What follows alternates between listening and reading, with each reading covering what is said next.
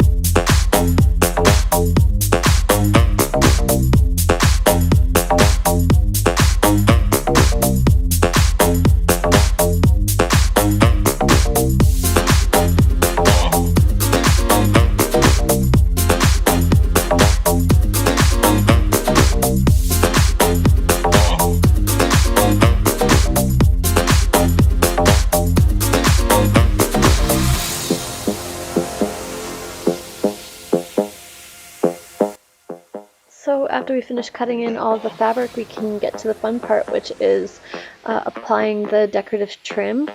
I love these trims. They're so much fun, and you can get them in all different colors. And these ones have little flowers on them, and they're beautiful. And trim just adds a decadence to things that is amazing. Like, the more the better. Just all the trim, just give it to me. I love trim. There are so many variations that you can do. You can get braided trim, corded trim. I mean, it's endless, the amount of stuff you can do. So I like a specific color palette. I find all my stuff is like peaches and like purples, and I like a lot of black. So a lot of my stuff like works together. So when I find fabrics, then hopefully I'll have a trim that goes along with it, because it's, you know, it adds so much. But there's so many variations, so sometimes I'll play around with what trims and stuff I want to use forever. The creative process can be more time consuming than actually making the lamp, like just trying to figure out what fabrics I want to use and what trims. I've spared you that in this video. So I just got straight to the part where I knew what I was doing, which is efficient. So I decided to layer some trims for the bottom of this lamp. I love the look of lace behind the beads. It just adds a little bit more depth, I think, to or substance, or I don't know what the right word is there, but these beads just have like ribbon attached to them, which I don't think is really that pretty, so I'll go and relayer another piece of trim over top of that ribbon. So we literally have like 3 layers going on here. But I don't scrimp when it comes to trim. I think that if you don't have enough, then it looks plain, like it needs something. So I never cheap out when it comes to trim. It's totally worth just going for the gold. More is more.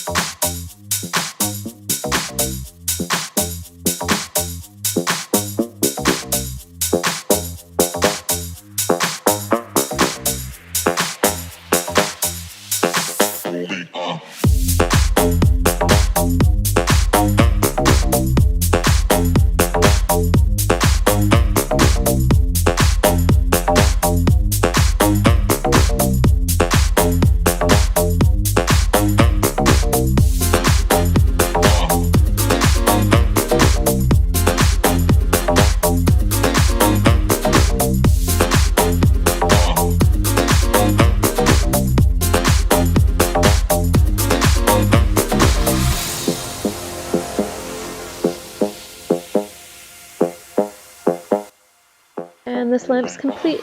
Thanks so much for hanging out with me for this pendant lamp tutorial.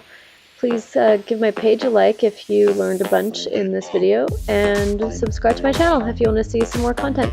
Thanks again.